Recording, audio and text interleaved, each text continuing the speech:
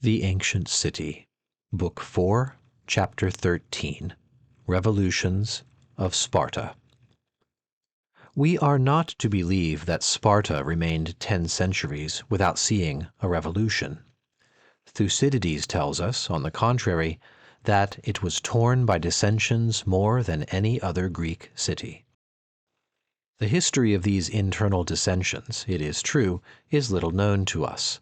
But this is due to the fact that the government of Sparta made a rule and a custom of surrounding itself with the most profound mystery. The greater part of the struggles that took place there have been concealed and forgotten. But we know enough of them at least to say that if the history of Sparta differs materially from that of other cities, it has nonetheless passed through the same series of revolutions. The Dorians were already united into a people when they overran Peloponnesus. What had caused them to leave their country? Was it the invasion of a foreign nation, or was it an internal revolution? We do not know.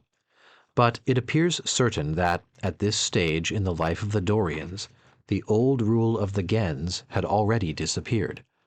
We no longer distinguish among them this ancient organization of the family. We no longer find traces of the patriarchal government, or vestiges of the religious nobility, or of hereditary clientship. We see only warriors, all equal under a king. It is probable, therefore, that a first social revolution had already taken place, either in Doris or on the road which conducted this people to Sparta. If we compare Dorian society of the 9th century with Ionian society of the same epoch, we perceive that the former was much farther advanced than the other in the series of changes. The Ionian race entered later upon the revolutionary road, but passed over it quicker.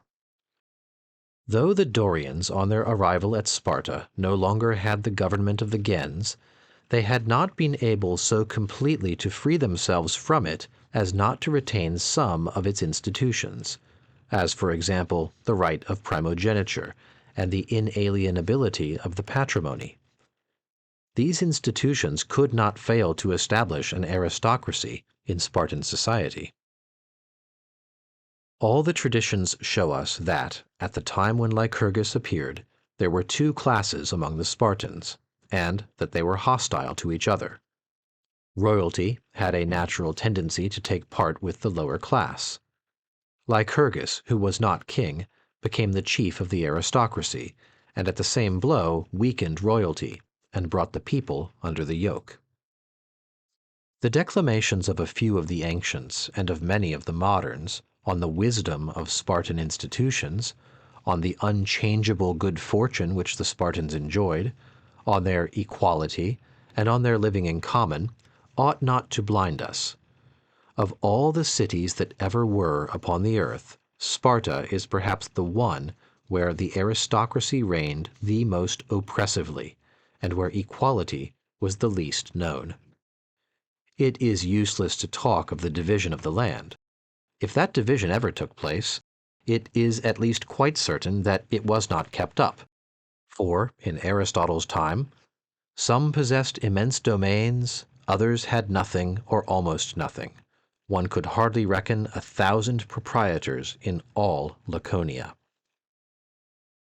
If we leave out the Helots and the Laconians and examine only Spartan society, we shall find a hierarchy of classes superposed one above the other. First, there are the Neodamodes, who appear to be the former slaves, freed. Then come the Epunctae, who had been admitted to fill up the gaps made by war among the Spartans. In a rank a little above figured the Mothakes, who, very similar to domestic clients, lived with their masters, composed their cortege, shared their occupations, their labors, and their festivals, and fought by their side. Then came the class of bastards, who, though descended from true Spartans, were separated from them by religion and law. There was still another class called inferiors, Ipomiones, who were probably the younger disinherited sons of families. Finally, above all these was raised the aristocratic class, composed of men called the equals, omi. These men were indeed equal among themselves, but were much superior to all the rest. The number of this class is not known. We know only that it was very small. One day one of their enemies counted them in the public square, and found some 60 of them in the midst of a multitude of 4,000 people. These equals alone had a part in the government of the city. To be outside this class, says Xenophon, is to be outside the body politic.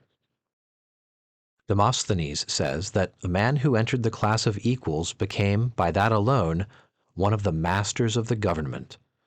They were called equals, he further says, because equality ought to reign between the members of an oligarchy. On the composition of this body we have no precise information. It was recruited, as it should seem, by election. But the right of electing belonged to the body itself, and not to the people. To be admitted to it was what they called, in the official language of Sparta, the reward of virtue.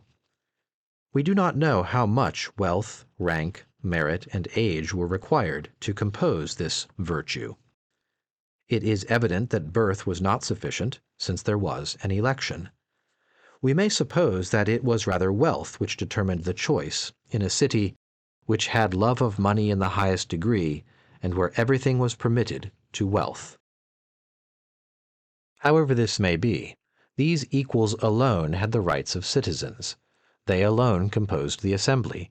They alone formed what was called at Sparta the people.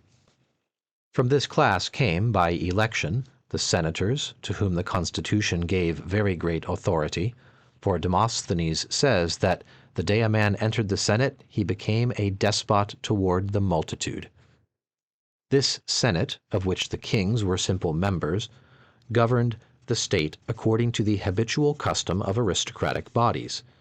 Annual magistrates, whose election belonged indirectly to it, exercised in its name an absolute authority. Thus, Sparta had a republican government. It even had all the externals of a democracy: king-priests, annual magistrates, a deliberative senate, and an assembly of the people. But this people was an association of some 200 or 300 men. Such was, after Lycurgus, and especially after the establishment of the ephors, the government of Sparta. An aristocracy, composed of a few rich men, placed an iron yoke upon the Helots, upon the Laconians, and even upon the greater number of the Spartans.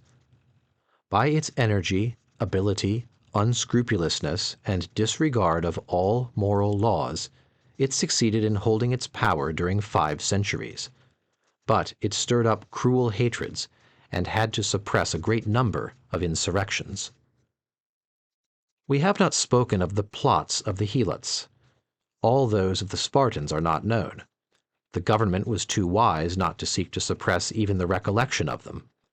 Still, there are a few which history has not been able to overlook. We know that the colonists who founded Tarentum were Spartans who had attempted to overthrow the government. An indiscretion of the poet Tyrtaeus revealed to all Greece that, during the Messenian Wars, a party had conspired to obtain a division of the lands. What saved Sparta was the extreme division which existed in the lower orders. The Helots did not agree with the Laconians, and the Methaches despised the Neodamodes. No coalition was possible, and the aristocracy, thanks to its military education and the close union of its members, was always strong enough to make head against any one class of its enemies. The kings attempted what no class could realize. All those among them who aspired to escape from the state of inferiority in which the aristocracy held them sought support among the lower classes. During the Persian War, Pausanias formed the project of elevating royalty and the lower orders at the same time by overthrowing the oligarchy. The Spartans put him to death, accusing him of having conspired with the king of Persia. His real crime was rather entertaining the thought of freeing the Helots. We can see in history how numerous were the kings who were exiled by the ephors. The cause of these condemnations is easily guessed, and Aristotle says, "The kings of Sparta, in order to make head against the ephors and the Senate, became demagogues." In 397 B.C., a conspiracy came near overthrowing this oligarchic government. A certain Cinadon, who did not belong to the class of equals, was the chief of the conspirators. He would bring one whom he wished to join in this plot to the public square, and make him count the citizens. By including the ephors and the senators, they would reach the number of about 70. Cinadon would then say to him, "Those men are our enemies. All the others, on the contrary, who fill the square, to the number of more than 4,000, are our allies." He would add, "When you meet a Spartan in the country, see in him an enemy and a master. All other men are friends." Helots, Laconians, Neodamodes, Epomenes, all were united this time, and were the accomplices of Cinadon. For all, says the historian, had such a hatred for their masters that there was not a single one among them who did not declare that it would be agreeable to him to eat them raw. But the government of Sparta was admirably served. No secret could be kept from it. The ephors pretended that the entrails of the victims had revealed the plot to them. No time was left for the conspirators to act. They were seized and secretly put to death. The oligarchy was once more saved. Favored by this government, the inequality continued to increase. The Peloponnesian War and the expedition into Asia had caused money to flow to Sparta, but it had been distributed in a very unequal manner, and had enriched those only who were already rich. At the same time, small properties disappeared. The number of proprietors, who in Aristotle's time amounted to 1,000, was reduced to 100 a century after him. The entire soil was in a few hands at a time when there was neither manufacture nor commerce to furnish occupation for the poor, and when the rich employed slaves in cultivating their immense domains. On the one hand were a few men who had everything, on the other a very great number who had absolutely nothing. In the life of Agis and in that of Cleomenes, Plutarch presents us with a picture of Spartan society. We there see an unbridled love of wealth. Everything is made secondary to this. Among a few there are luxury, effeminacy, and the desire endlessly to augment their fortunes. Beyond these there is a miserable crowd, indigent, without political rights, of no weight in the city, envious, full of hatred, and condemned by their condition to desire a revolution. When the oligarchy had thus pushed affairs to the last possible limits, revolution was inevitable, and the democracy, so long arrested and repressed, finally broke down the barriers. We can also easily believe that, after ages of compression, the democracy would not stop with political changes, but would arrive with the first bound at social reforms. The small number of Spartans by birth, there were, including all the different classes, no more than 700, and the debasement of character, a result of long oppression, explain why the signal for changes did not come from the lower classes. It came from a king. Agis undertook to accomplish this inevitable revolution by legal means, which increased for him the difficulties of the enterprise.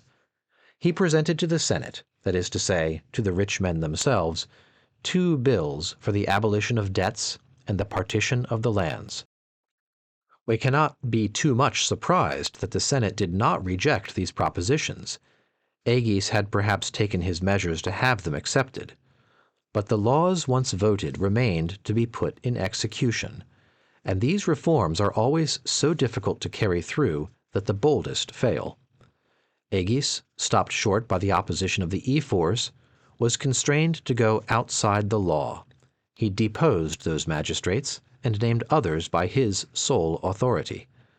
He then armed his partisans and established for a year a reign of terror. During that time he was enabled to apply the law concerning debts, and to burn in the public square all evidences of debt. but he had not time to divide up the land. We do not know whether Agis hesitated at this point, frightened at his own work, or whether the oligarchy circulated well-devised accusations against him. At any rate, the people left him and allowed him to fall. The ephors put him to death, and the aristocratic government was re-established. Cleomenes took up the projects of Agis, but with more skill and fewer scruples. He began by massacring the ephors. He boldly suppressed this magistracy, which was odious to the kings and to the popular party, and proscribed the rich. After these measures, he carried through the revolution. He distributed the lands and gave the rights of citizens to 4,000 Laconians. It is worthy of remark that neither Agis nor Cleomenes avowed that he was carrying through a revolution, and that both, claiming to act in the name of the old legislator Lycurgus, pretended that they were bringing Sparta back to her ancient usages. Assuredly, the constitution of Cleomenes was very far from them. The king was really an absolute master. There was no other authority as a counterpoise. He reigned after the manner of the tyrants who then held sway in most of the Greek cities, and the Spartan people, satisfied to have obtained lands, appeared to care very little for political liberty. This situation did not continue long. Cleomenes wished to extend the democratic rule to all Peloponnesus, where Aratus, at the very same time, was laboring to establish liberty and a well-regulated aristocracy. In all the cities, the popular party agitated in the name of Cleomenes, hoping, like Sparta, to obtain an abolition of debts and a distribution of lands. It was this unexpected insurrection of the lower classes that obliged Aratus to change all his plans. He thought he could count upon Macedonia, whose king, Antigonus Doson, was then acting on the plan of attacking the tyrants and the popular party everywhere, and therefore introducing him into Peloponnesus. Antigonus and the Achaeans conquered Cleomenes at Salasia. The Spartan democracy were again overthrown, and the Macedonians re-established the ancient government, BC 222. But the oligarchy could no longer support itself. Disturbances continued a long time. One year, 3 ephors who were favorable to the popular party massacred their 2 colleagues. The following year, the 5 ephors belonged to the oligarchs. The people took arms and killed them all. The oligarchy wanted no kings. The people were in favor of kings.